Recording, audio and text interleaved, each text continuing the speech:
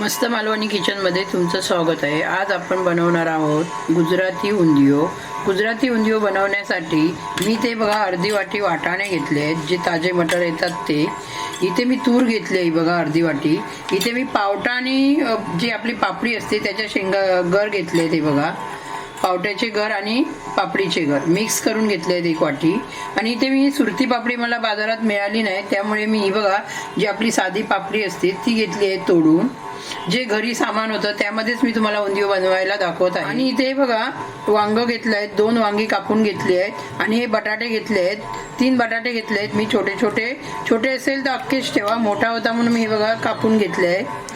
आणि इथे बघा मी रताळ घेतलाय, 1 रताळ घेतलाय, त्याचे छोटे छोटे तुकडे करून घेतले ते बघा। तर हे बघा पावटा आहे, तो मी या भांड्यामध्ये घालून घेते सर्व। तूर पण घालून घेते बघा, आणि हे वाटाणे। आता यामध्ये मी पाणी घालून हे स्वच्छ धुवून घेते। तर तुम्ही बघू शकता हे जे आपण गर घेतले होते सर्व काढून ते स्वच्छ धुवून घेतले आहेत, वाटाणे, पावटा आणि तूर। तर आता हे साईडला ठेवून घेऊया। तर इथे हा बघा मी कुकर घेतलाय छोटा। आता त्यामध्ये आपण 1 वाटी तेल घालून घेऊया। तेलाचा वापर थोडा जास्त करायचा आहे आपल्याला। हे बघा 1 वाटी मी तेल घालून घेतलं। हे बघा इथे पाव चमचा मी अजवाईन घेतली आहे, 1 चिमटी मी त्यामध्ये खायचा सोडा घालून घेते। आणि हे बघा 1 वाटी आपल्याला पाणी घालून घ्यायचं आहे, छोटी 1 वाटी, जास्त पाण्याचा वापर करायचा नाहीये।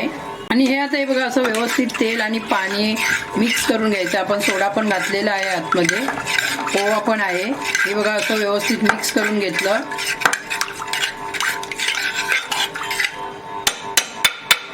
आता जे वाटाणे आहेत, तुवरचे शेंगाचे दाणे आहेत, पावटा आहे तो घालून घेऊया सर्व।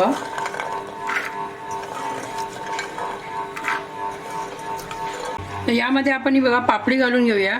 यामध्ये सुरती पापडी तुम्हाला मिळत असेल तर सुरती पापडीचा वापर करा, मला मिळाली नाही म्हणून मी साधी पापडी वापर करत आहे। आता वाटाणे जे आपले दाणे होते सर्व ते पण घालून झालेले आहेत, पापडी पण घालून झालेली आहे।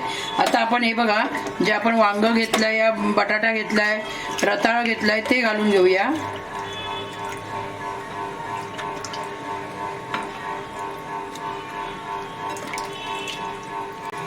तर तुम्ही बघू शकता हे बघा आपलं रताळ, जे वांग घेतलं होतं ते, बटाटे सर्व घालून घेतले आहे। आता हे बघा जेवढं तुम्हाला तिखट पाहिजे असेल तेवढं तुम्ही हिरवी मिरची वाटून घ्या। मी इथे 4 ते 5 हिरव्या मिरच्या घेतल्या होत्या, त्या पण आता आपण घालून घेऊया। हे बघा असं, यामध्ये लाल मसाल्याचा वापर करायचा नाहीये। आता आपण यामध्ये पाव चमचा हळद घालून घेऊया। हे बघा जास्त हळदीचा वापर करायचा नाहीये आपल्याला। सर मीठ घालून घेऊया। हे बघा हा उंधियू पुरी खूप छान बनते। आता हे बघा आपण मिरची पण घालून घेतलेली आहे, मीठ घालून घेतलेलं आहे, हळद घालून घेतलेली आहे। आता आपण कोथिंबीर घालून घेऊया। कोथिंबीर जास्तच वापर करायचा आहे आपल्याला। आता झाकण लावून घेऊया कुकरचं। हे बघा, आणि याला आपल्याला आता 2 शिट्या काढून घ्यायच्या आहेत। हे बघा कुकर गॅसवर ठेवलाय आणि गॅस चालू करते, 2च शिट्या आपल्याला काढायच्या आहेत। तर गॅसची फ्लेम आता चालू केली मी। आता तुम्ही बघू शकता 2 शिट्या झालेल्या आहेत आपल्या। आता आपण गॅसची फ्लेम बंद करूया। आपल्याला यामधली हवा आहे ना ती पूर्ण काढून टाकायची आहे। हे बघा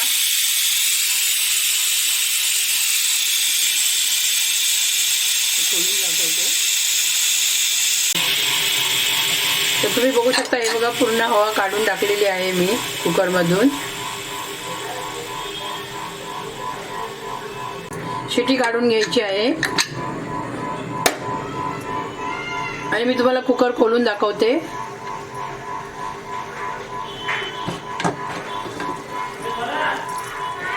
तर तुम्ही बघू शकता इथे मी कढई घेतली आहे आणि कढईमध्ये आपल्याला 4 चमचे तेल घालून घ्यायचं आहे, छोटे 4 चमचे बघा।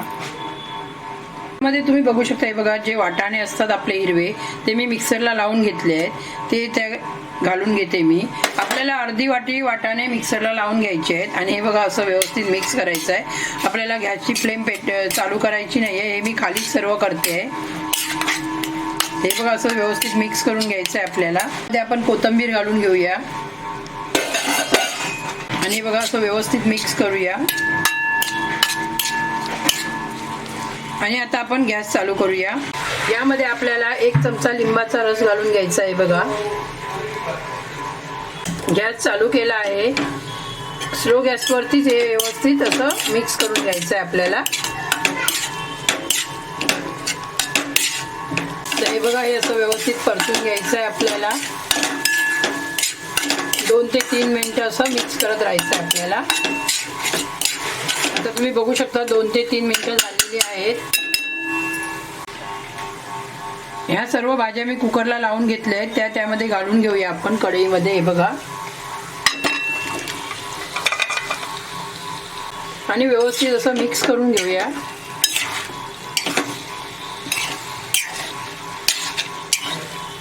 तर तुम्ही बघू शकता आपला छानपैकी असा उंधियो तयार झालेला आहे. तर तुम्ही बघू शकता उंधियो आपलं तयार झालेला आहे.